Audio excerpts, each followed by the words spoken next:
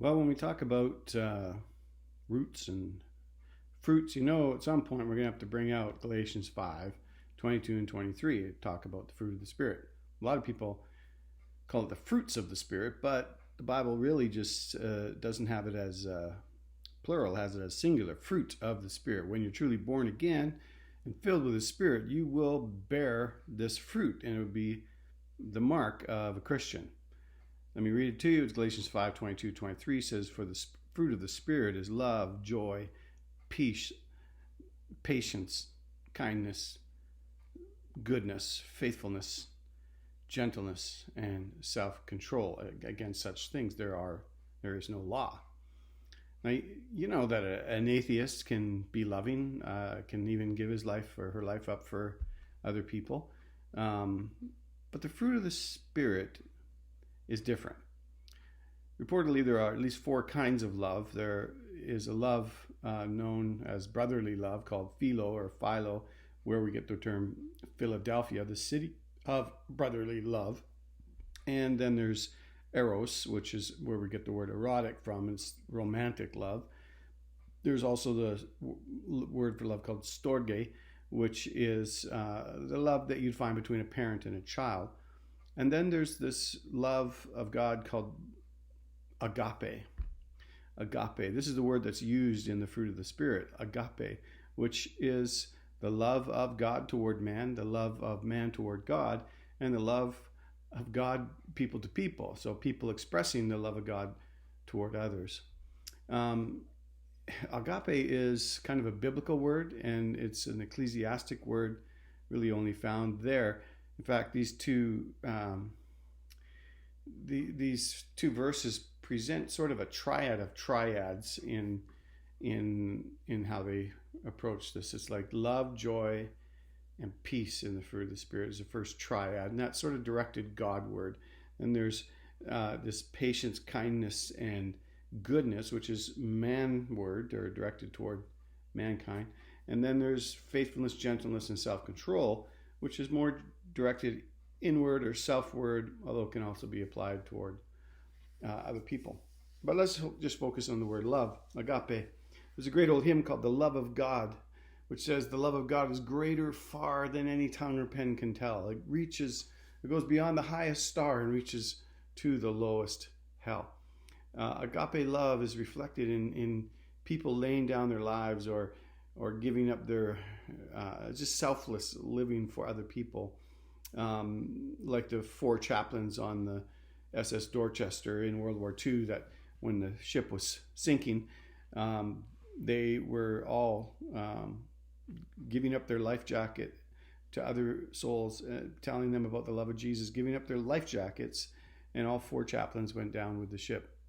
There was the story of John Harper on the Titanic, who was there with his sister and his daughter. His wife had already died, and once he got his sister and his daughter onto the lifeboats, he was seen going around to people and just saying, "Are you saved? Are you saved? Are you saved?" and telling them about the love of Jesus that could save their souls. And there was one story of that was told later on, that as the Titanic began to sink, he continued to share the gospel with anyone who would listen, and then he found himself in the icy water with a life jacket floating near another man, and Harper asked, "Are you saved?" "No, I'm not saved," said the man. "Believe on the Lord Jesus Christ and you will be saved," Harper shouted. And one report says that Harper, knowing he could not survive long in this icy water, took off his life jacket, threw it to another person with the words, "You'll need this more than I do." Moments later, Harper disappeared beneath the depths of the sea. And 4 years later, when there was a reunion, a man told the story that Harper had come to him and led him to the Lord. And he said, "I was the last convert of John Harper."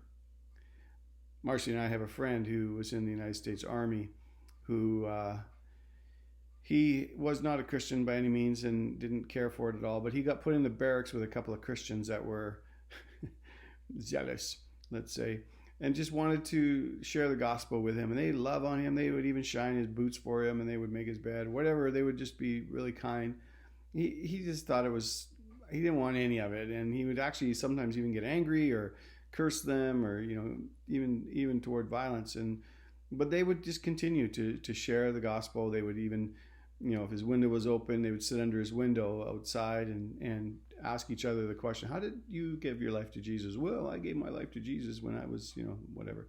And so they would always be telling the story. And one day, my friend named Mike was in by his barracks, and in the barracks, and one guy approached him, and Mike just lost it. He just lost it, and he got angry, and he gave him a two-handed push on the chest. He said, "Leave me alone."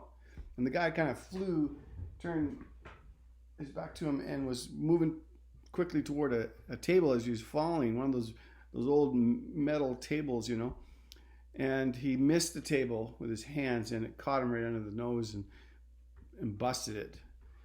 His nose, not the table, and blood went everywhere.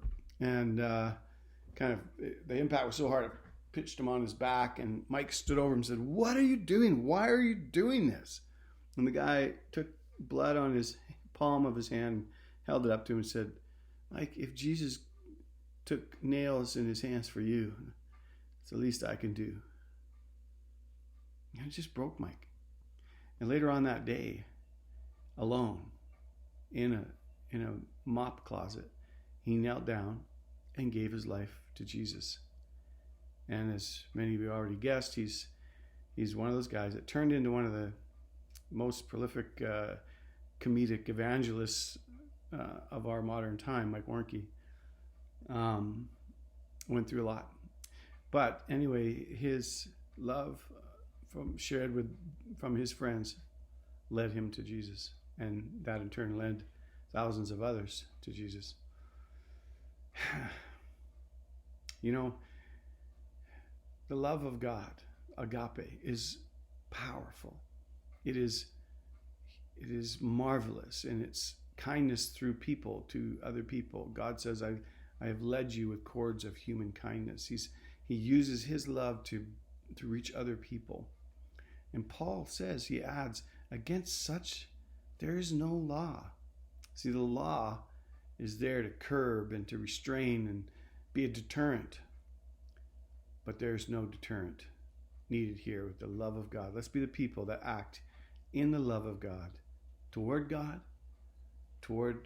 other people, but also toward ourselves. Agape love, there's nothing like it in the world.